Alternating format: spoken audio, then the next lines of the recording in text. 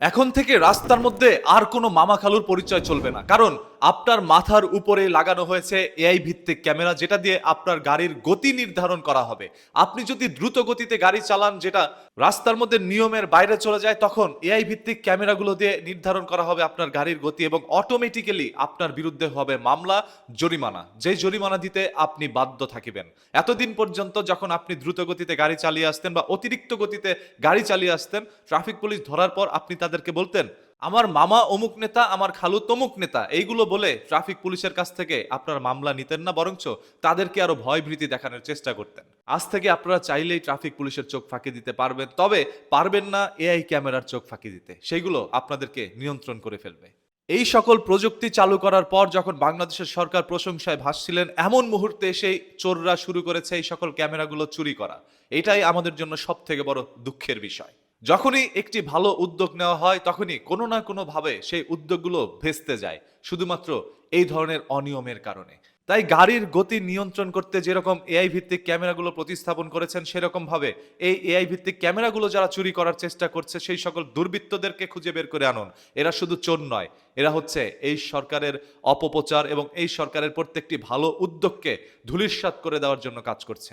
এটি একটি চক্রান্ত যা সরকারের বিরুদ্ধে প্রতিনিয়তই চলছে। হাইওয়ের মধ্যে আপনারা উচ্চ গতিতে গাড়ি চালান, যেগুলোর কারণে একের পর এক দুর্ঘটনা হচ্ছে। ট্রাফিক পুলিশ সিগন্যাল দিল, আপনারা থামছেন না, অনেক সময় ট্রাফিক পুলিশের উপর দিয়ে গাড়ি চলে যায়। এরকম ভাবে অনেক ট্রাফিক পুলিশের জীবনও গেছে, হাত পাও তারা হারিয়েছে। রাস্তার মধ্যে আপনার আমার সুরক্ষার জন্যই যারা কাজ করছে, তাদেরকে মাঝে মাঝে আমরা বিপদের মুখে ঠেলে দেই। এই এআই ভিত্তিক ক্যামেরাগুলো চালু হওয়ার পর থেকে আপনাদের কাছে কি মনে হচ্ছে, আপনি একটু কমেন্ট করে জানান। দেখতে চাই আপনাদের সবার মূল্যবান মতামত। তাছাড়া আপনি রাস্তার পাশে পার্কিং করে দীর্ঘ সময় দাঁড়িয়ে থাকলে সেই ক্যামেরা আপনাকে ট্র্যাকিং করবে এবং সময় অনুযায়ী আপনার বিরুদ্ধে করা হবে মামলা। আপনি কতক্ষণ দাঁড়িয়েছিলেন সেই অনুযায়ী আপনার বিরুদ্ধে টাকার পরিমাণটাও বাড়তে থাকবে। তাই এখন চাইলেই রাস্তার মধ্যে গাড়ি পার্কিং করে ঘুমাতেও পারবেন না। হতে পারে এখন যারা গাড়ি চালক আছেন আপনাদের একটু সমস্যা, তবে এই সমস্যাগুলোই মিটবে জনগণের কাছে সমাধান। রাস্তার মধ্যে গাড়ি পার্কিং করে দাঁড়িয়ে থাকার কারণে রাস্তার মধ্যে হচ্ছে তীব্র জ্যামজট। এই এআই ভিত্তিক ক্যামেরা যেরকম গাড়িকে ট্র্যাকিং করছে, সেরকম ভাবে ফুটপাতের মধ্যে যারা হকার আছে তারাও তো রাস্তার মাঝখানে দাঁড়িয়ে রাস্তাগুলো জ্যামজটের সৃষ্টি করে দেয়। সেইখানে তাদেরকে ট্র্যাকিং করে তাদের বিরুদ্ধে একটি মামলা দেওয়ার ব্যবস্থা করেন। শুধু গাড়ির পিছে আর বাইকের পিছে লাগলেই হবে না, এই রাস্তা জ্যামজটের পিছনে আরো কারণ আছে, সেইগুলো আগে বন্ধ করেন। অবশ্যই এইটাও নিয়ন্ত্রণ করতে হবে, সেটাও নিয়ন্ত্রণ করতে হবে। সব একসাথে নিয়ন্ত্রণ করতে পারলেই এই জনগণ পাবে আস্থা এবং আস্থার সাথে রাস্তায় চলাচল করতে পারবে। এই যে দেখলেন না কয়দিন আগে গুলিস্তানের মধ্যে রাস্তার মাঝখানে হকারদেরকে বসার সিস্টেম করে দেওয়া হয়েছে হকার কার্ডের মাধ্যমে। এর পরবর্তীতে সেটা নিয়ে সোশ্যাল মিডিয়ার মধ্যে তীব্র সমালোচনার সৃষ্টি হয় যে সরকার হকার কার্ডের মাধ্যমে অনিয়মকেও নিয়মের মধ্যে নাকি নিয়ে আসছে। এখন সরকার ওইখানে বেকারত্ব দূর করার চেষ্টা করেছে এবং যেই সকল হকাররা আগে থেকে এখানে দোকানদারি করেছিল, তাদের তো পেট আছে ভাই, তাদের পেটের কথা চিন্তা করে তাদেরকে একটি বসার শৃঙ্খলা বানিয়ে দিয়েছে।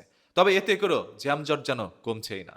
এখন অনেকেরই দাবি যে এই সকল রাস্তাগুলোর মধ্যে গাড়ি কম চলাচল করে, সেখানে হকারদেরকে হকার কার্ডের মাধ্যমে বসার সুব্যবস্থা করে দিলে বেকারত্ব হয়তো বা আরো কমে যেতে পারে। তখন আমাদের বাংলাদেশের মানুষকে বিদেশে গিয়ে কাজ করতে হবে না, বরঞ্চ বিদেশি মানুষ বাংলাদেশের মধ্যে এসে হকার কার্ডের মাধ্যমে রাস্তার মাঝখানে বসে হকারি করতে পারবে। তখন হয়তোবা বাংলাদেশের ইজ্জত বিশ্বের দরবারে আরো বাড়তে পারে, কারণ এখন আমাদের বাংলাদেশের মানুষ প্রবাসে গিয়ে প্রবাসী জীবন কাটায়, আর তখন ওই দেশের মানুষ আমাদের বাংলাদেশে এসে প্রবাসী জীবন কাটাবে। এটা বাংলাদেশের জন্য একটি গর্বের বিষয় হতে পারে। তাই যে কোনো উদ্যোগকে আপনারা খারাপ দৃষ্টিতে দেখবেন না, সেটার পিছনে ভালো কিছুও থাকতে পারে। এই যে যেমন ভালোর জন্য এই ক্যামেরাগুলো স্থাপন করা হয়েছে, আর চোররা এসে সেগুলো চুরি করে নিয়ে যাচ্ছে। এই বাঙালি যেমন হবে, সরকার তার ব্যতিক্রম হওয়ার কথা নয়।